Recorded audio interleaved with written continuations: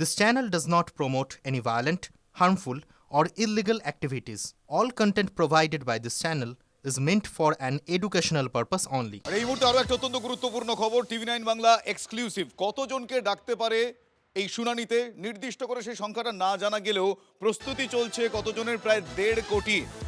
10 জন এই আরও তারা বিধানসভা ভিত্তিক প্রত্যেক দিন 100 জন করে শুনানি করতে পারেন এখনো পর্যন্ত, এইটুকু জানা যাচ্ছে। আর কি কি ডিটেল জানা যাচ্ছে আমি জানবো। আমার সঙ্গে এই মুহূর্তে আমাদের চিফ রিপোর্টার সিজার মন্ডল রয়েছেন। সিজার, প্রসেসটা কিভাবে হবে? এই যে 1.5 কোটি জনকে শুনানিতে ডাকা হতে পারে, 1.5 কোটি তো not a matter of joke, কিন্তু এটা ডিভিশনটা কিভাবে করেছেন? দেখো, একদমই যেটা প্রাথমিকভাবে কমিশন সূত্র থেকে জানা যাচ্ছে যে কমিশন একটা 1.5 কোটির একটা প্রস্তুতি নিচ্ছে। কিভাবে প্রস্তুতি নিচ্ছে? যে এই 16ই ডিসেম্বর থেকে খাতায় কলমে হচ্ছে, এই 16ই ডিসেম্বর থেকে 16ই ডিসেম্বর 2025 থেকে 7ই ফেব্রুয়ারি 2026 এই পর্যায়টা হচ্ছে নোটিশ পর্যায়, শুনানি এবং যাচাইকরণ, যেটা কমিশন তাদের নিজেদের ওয়েবসাইটে জানিয়েছে। কিন্তু গতকালই সিইও নিজেই জানিয়েছেন যে আরও হয়তো 7 দিন, গতকাল খসড়া তালিকা প্রকাশের পরে আরও 7 দিন হয়তো সময় লাগবে প্রাথমিক পর্যায়ের যে নোটিশ সার্ভ করা সেইগুলোর স্বার্থে। অর্থাৎ 7 দিন পরে যদি আমরা ধরি, হিসেব করি, তাহলে 23 তারিখ থেকে আগামী 7ই ফেব্রুয়ারি 47 দিন হাতে সময় পাচ্ছে কমিশন এই গোটা শুনানি পর্যায়ের জন্য। আর এই শুনানিতে কতজন ডাক পেতে পারেন, সেখানে ইতিমধ্যে একটা বিষয় স্পষ্ট করে দেওয়া হয়েছে, 30 লক্ষ যাদের নাম নো ম্যাপিংয়ে রয়েছে তারা ডাক পাচ্ছেনই। আর তার পাশাপাশি প্রজেনি ম্যাপিংয়ে যে আমরা এখন পর্যন্ত যে সন্দেহজনক বা সংশয়পূর্ণ যে নামগুলো দেখেছি, প্রায় 1,67,00,000 তাদের একটা অংশ তারা ডাক পেতে পারেন। এবং সেই জায়গা থেকেই প্রাথমিকভাবে হিসেব করা হয়েছে প্রত্যেক ইয়ারও যিনি বিধানসভার দায়িত্বে রয়েছেন তার নিচে থাকছেন 10 জন করে এই ইয়ারও। এই 10 জন এই ইয়ারোকে প্রত্যেক দিন 100 জনের শুনানির একটা লক্ষ্যমাত্রা ধার্য করা হয়েছে। অর্থাৎ বিধানসভা পিছু দিনে 1000 জনের গড়ে শুনানি হওয়ার সম্ভাবনা।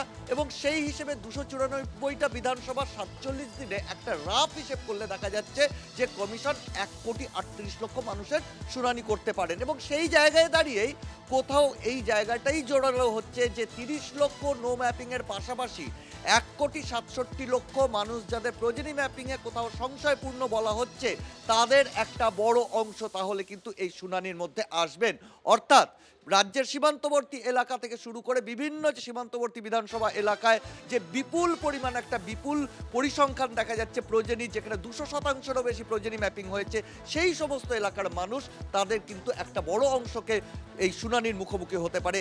এটাই কিন্তু কোথাও কমিশনের প্রাথমিক যে ইঙ্গিত সেখান থেকে মনে করা যাচ্ছে। অর্থাৎ এই মুহূর্তে যা প্রস্তুতি সেই অনুযায়ী লক্ষ্যমাত্রা সেই লক্ষ্যমাত্রা ধরে এগোলে 1,38,00,000 শুনানি হতে পারে। এখন প্রশ্ন হচ্ছে, খসড়া তালিকায় কাদের নাম? ওয়েবসাইটে তার একটা পূর্ণাঙ্গ তালিকা দেখতে পাওয়া যাচ্ছে। ওয়েবসাইটের ঠিকানা বলছি, আরো একবার নোট ডাউন করে নিন, voters.eci.gov.in/download-e-roll।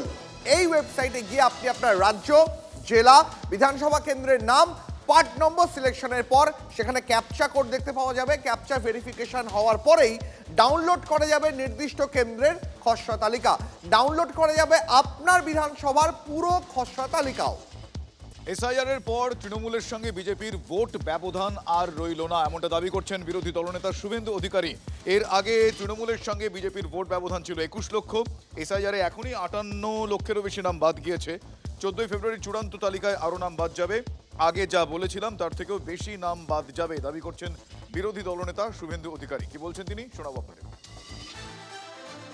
2024-এর ভোটে তৃণমূলের সঙ্গে বিজেপির ডিফারেন্স মাত্র 21 লক্ষ। আমরা 2,33,27,000 আর ওরা 2,75,00,000 আশেপাশে, অর্থাৎ 41 লক্ষ সামথিং ভোটারের গ্যাপ ছিল। সরাসরি লড়াই যেহেতু সিপিএম ভোট কাটার কাজটা করে, কংগ্রেস তো আরো ছোট পার্টি, ভোট কাটার কাজ করে।